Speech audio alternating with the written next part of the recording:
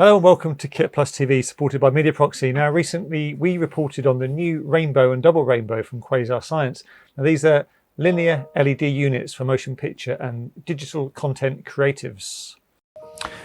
Yeah, we spoke with Ian Muir about the new units. He gave us a good overview on what to expect, but we wanted a bit more detail on two aspects that he highlighted, the colour science and the connectivity. So we're going to be speaking to Tim Kang and Ben Dynas about these features, and here to tell us a bit more about the colour science, please welcome Tim Kang, all the way from Los Angeles, CA. Hi, Tim. Welcome to the show. So let's start with a brief explanation of colour science, your approach, why are we still talking about it, why is it still so important? Sure. Well, LEDs still have not fully figured it out, quote unquote, when it comes to illumination, especially when it comes to saturated colors. But even in the control side of white light, the industry generally fell into certain patterns of thought that don't necessarily line up with the way most people on set work. So we've tried to address a lot of these issues, and we try to make it much more cinematographer and lighting technician centric, more human centric in terms of the way they work. So how do you come up with a color recipe, Tim, that makes white? I mean, white's white. Is there a better quality of white than white? Yeah, sure. I mean, so in the, it's a really good way to put it, actually, because it's a very common question, and a very easy and obvious question to ask. Unfortunately, the answer is that white is a color, but a color is two things. You've got physics, and you've got the perception of someone of that physics, right? So, most of the time when people are thinking about color, they're thinking in terms of the perception of that color. How do I? Okay. This person here and that person here, they all see this thing as quote unquote white, but unfortunately, physics could change and still trick the eye to seeing the same color of white, right? And what LEDs have done is, for the past 15 years that they've been around, they've gotten better at producing the spectrum that is more appropriate for photography and for your eyes and for conveying the whole entire world to our eyes. So even though the color white was simulated properly a while ago, the actual spectrum, meeting the standard of the spectrum hasn't really gotten there until maybe the past, 5-10 years. It's gotten good enough, quote unquote. I hope that answered your question. Yeah. So have you developed a new way of making whites? And here's a question: can you get different? I mean, we know that we can get different whites, but have you got different ways of making the same white? You've developed a new way of making white, I guess. You've got a new way of coming up with this recipe. Sure. I mean, I would never claim to have invented or done anything new per se. Yeah. But what we've done is simply just give people the means to control it. Before LED companies were marketing. Quite a few of them were marketing their own special way to make white, but just basically tying people into that specific spectrum that they came up with. And this is not just one company. This is a trend a couple of years ago, right? So, but the problem is that as a cinematographer or a gaffer, you might want to choose what you want to do. So we've given people that option in our spectral control capabilities. And we've also given people the option to be able to really control it in a way that makes sense to your eye and just the way it feels when you're toggling a button. So that's really more what we've done when it comes to white light. Yeah. And we've heard a bit about psychophysical control as well, which sounds a bit of a mouthful, and also just noticeable difference. How does the user benefit from this? And I mean, what is just noticeable difference?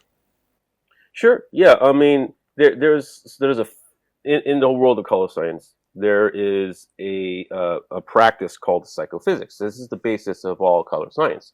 It's essentially your psychological response to physics, right? And how do you quantify that? How do you measure that, right? And one key measurement and not just in terms of color. It's just any stimuli that a person experiences. When you change something where it's just barely noticeable by maybe half the population half the time, right? Statistically, at that point, it's you can say it is just noticeable barely, right?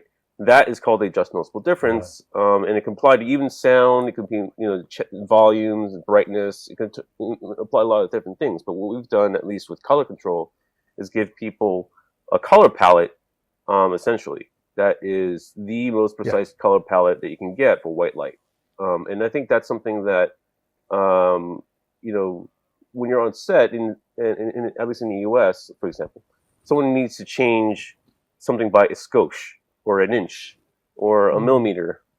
They just needed just a little bit of kind of the lightest touch possible change, right? Well, this is pretty much scientifically the minimum change you absolutely need, would ever need in the control of a light. And in that process, I remember talking to someone about you've got hue intensity equalization. So it's basically making life easier for these the DOPs, whether desktop, whether gaffer, whether DOP. Just go into that a little bit, because that's quite interesting.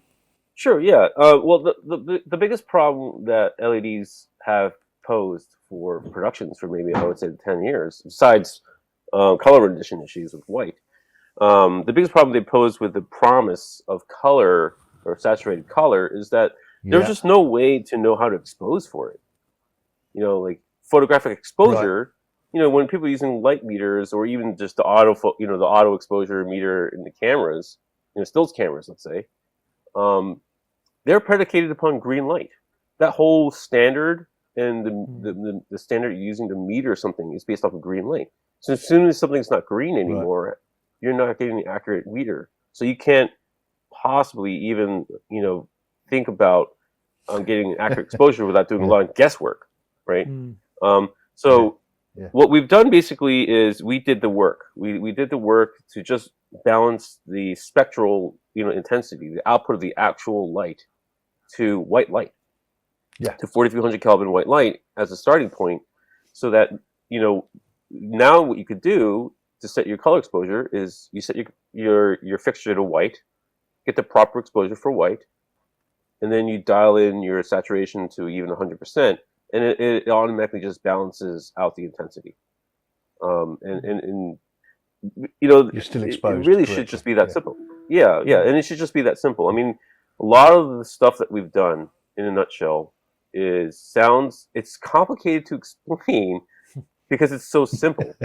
How do you get something that works so simply?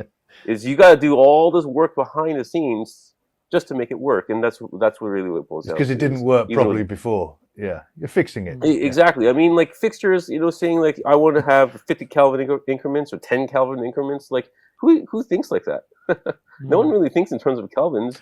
They think in absolute kelvins of maybe 3,200 or maybe 5,600 Kelvin. But these are numbers. These are random numbers to most people.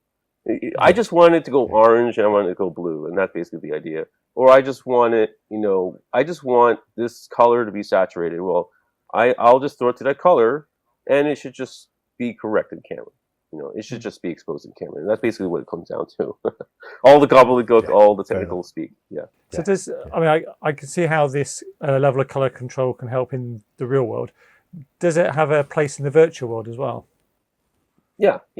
So in order to be able to get this level of precision, you really need to figure out your light's whole color gamut of possibilities and have it fully calibrated. So our color engine is essentially we wrote it so that any computer device that can communicate RGB data, or now X chromaticity, XY chromaticity data, which is another just a hue saturation method. All of it is basically compatible or capable with this light, as well as giving people in these worlds the spectral control that we talked about is going to be much more important in these volumes, because these volumes have such terrible spectrum. Cannot say that enough. And it's not to say anything bad about volumes. It's just buyer beware. If you're going to go there and you try to rely upon it as your key light, you're going to have a lot of problems. But at the same time, if you get too good light in that world, it might not match. So you need to be able to blend it any which way you want, and that's basically what we've done, is provide that bridge for filmmakers that are starting to use all these tools. Now, to find out more, I think you've got a couple of mates. We've got to mention, I think Roger Smurple and Jean-Claude have been teaching us stuff on YouTube. We've got to ask about them. Have we got anything coming up that's going to help us understand more about these lights? Are they going to entertain us on YouTube?